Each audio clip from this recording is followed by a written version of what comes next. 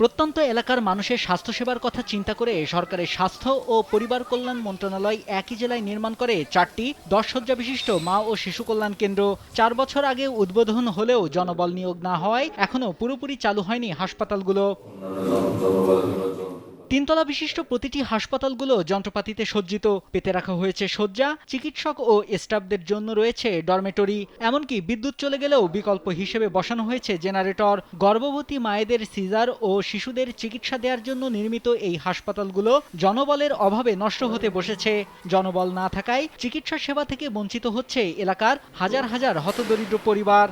Doctor আসার কথা ছিল, ডাক্তার তো এখন পর্যন্ত আসেনি। এইভাবেই ওই সরকারিভাবে যেভাবে ওষুধপাতি দেওয়ার কথা সেভাবে দেয় না, অল্প কিছু মানুষের জন্য। হাসপাতাল প্রায় ৬ বছর এখানে প্রতিষ্ঠিত হয়েছে, কিন্তু এ পর্যন্ত চালু হয় নাই। এটা চালু না হওয়ার কারণে অনেক ক্ষতিগ্রস্ত এলাকাবাসীও, এবং সাথে সাথে অনেক রোগীও মারা যায়। যখন আমরা এখান থেকে ইমার্জেন্সি ঝিনাইদহ সদর হাসপাতাল যেতে যেতে পথে মাঝে অনেকে মারা যায়। এখানে যদি একটা ভালো ডাক্তার থাকতো, মেডিকেল অফিসার থাকতো, এরা সেবা পেত, ভালো সেবা পেত।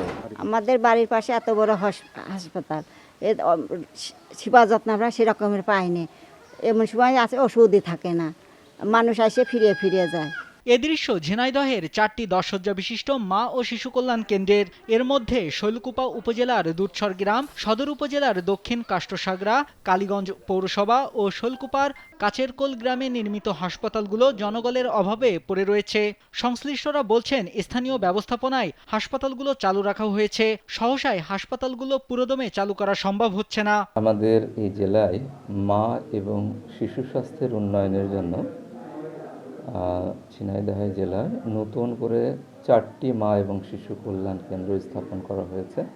সেগুলা ইতোমধ্যেই উদ্বোধন হয়েছে, কিন্তু আমাদের জনবলের সংকটের কারণে এটা পূর্ণ মাত্রায় চালু করা যাচ্ছে না।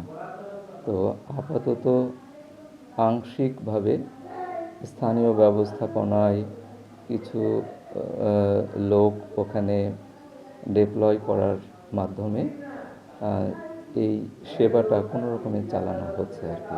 স্বাস্থ্য ও পরিবার কল্যাণ মন্ত্রণালয়ের এই হাসপাতালগুলো নির্মাণে প্রতিটির ব্যয় হয়েছে ৫,২৫,০০,০০০ টাকা, যা বাস্তবায়ন করেছে স্বাস্থ্য প্রকৌশল অধিদপ্তর। ২০১৮ সালে হাসপাতালগুলো উদ্বোধন করা হয়।